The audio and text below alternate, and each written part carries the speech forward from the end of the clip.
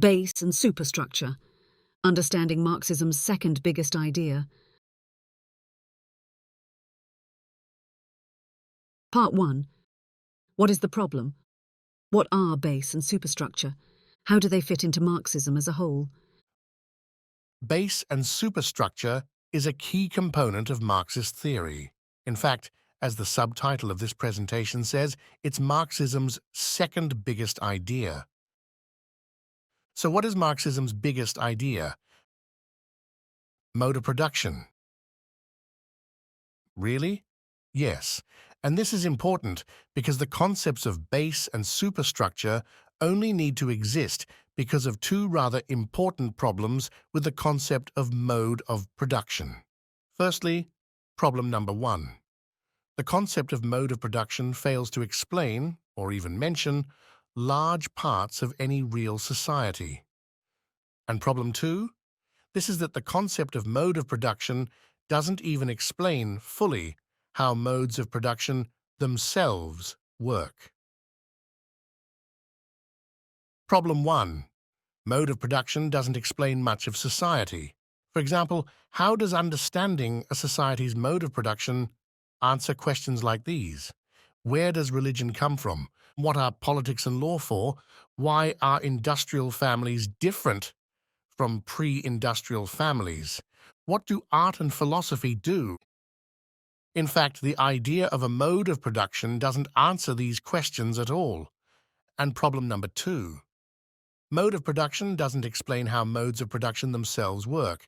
For example, it has never been possible for an industrial capitalist society to create the enormous educated workforce it needs by buying and selling education as a commodity. That is, capitalism can't obtain the workers it needs by relying solely on capitalism's own mechanisms. So where do the millions of well-trained and compliant workers capitalism employs come from? They come from public education systems.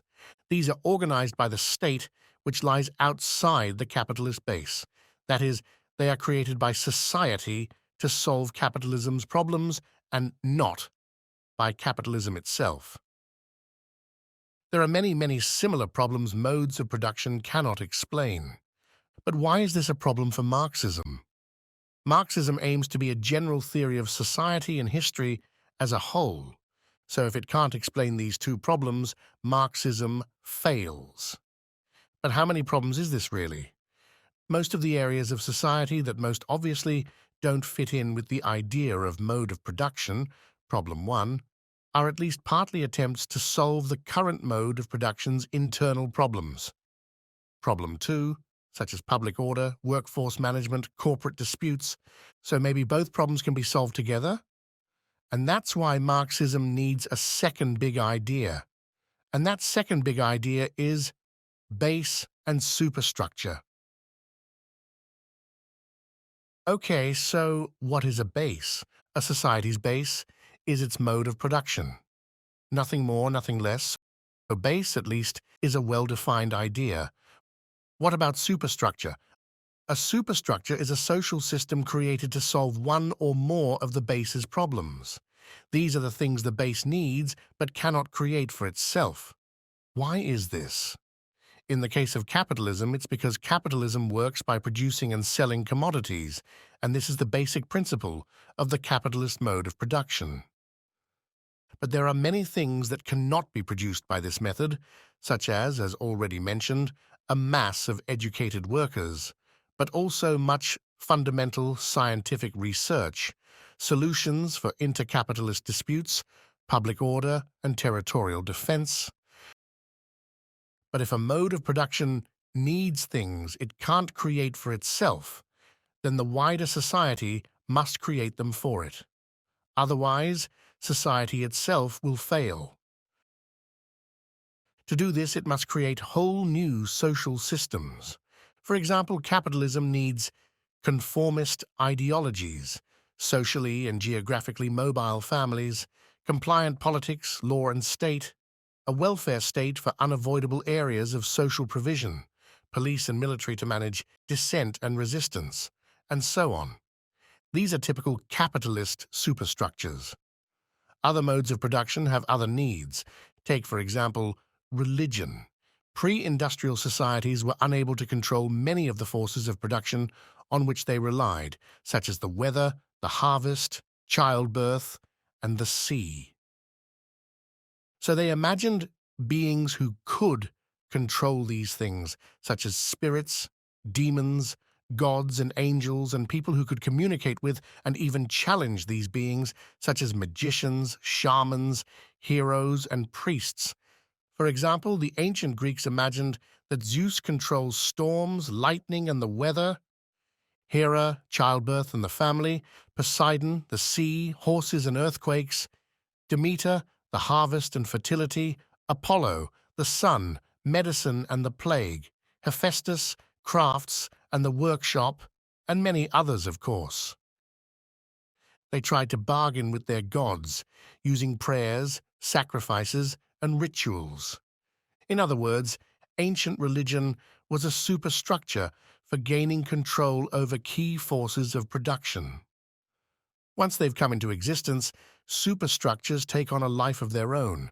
They are, after all, objective material systems in their own right, so they have their own internal demands. For example, once a deity has been imagined, their quasi-human nature has the usual ramifications. So, and as well as their official responsibilities for looking after the universe, gods and goddesses have a story. This might include parents and family, birth and childhood, adventures, triumphs and tragedies, loves and hates, relationships with human beings, especially heroes and lovers.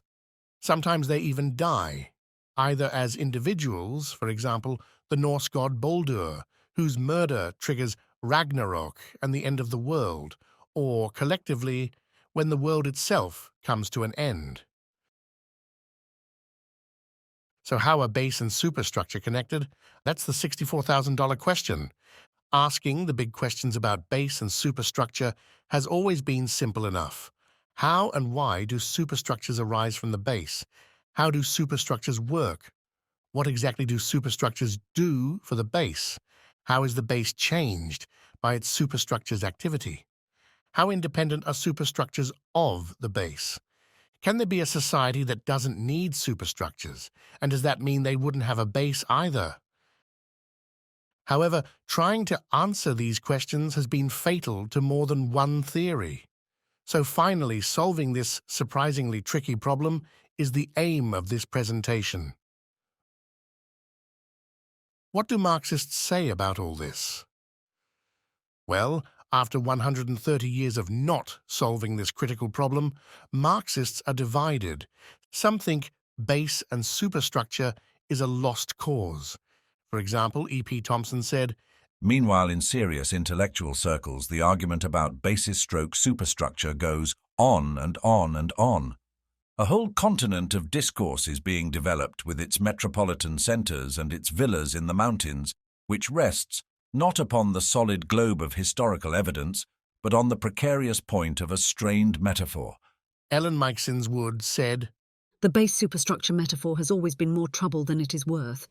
While Terry Eagleton described base and superstructure as this now universally reviled paradigm. Yet base and superstructure still has its fans. Chris Harman said, far from ignoring the impact of the superstructure on the base, as many ignorant critics have claimed, for more than a century, Marx builds his whole account of human history around it. Likewise, Paul Thomas. Without Marx's juxtaposition of base to superstructure, we would probably not be speaking of social contradictions at all, but would instead be discussing science, technology, production, labor, the economy, and the state along lines very different from those that are commonplace today. Finally, Stuart Hall. Of the many problems which perforce Marx left in an undeveloped state, none is more crucial than that of base and superstructure. So this presentation will answer three basic questions. 1. What does each side of the base and superstructure debate actually have to say about this problem? 2. Why is neither side right, although for very different reasons? 3. How does the theory of base and superstructure need to be developed to arrive at a plausible answer? This analysis will proceed in several steps. In Part 2, the Engels debate, I will ask the questions: where did the problem of base and superstructure begin? And what are the competing solutions? In Part 3, from base to superstructure, I will ask, why do problems in the base lead to the creation of superstructures? And what do superstructures do for the base? Finally, in Part 4, contradiction and production, I'll ask how, in practice, superstructures are created and how they actually work.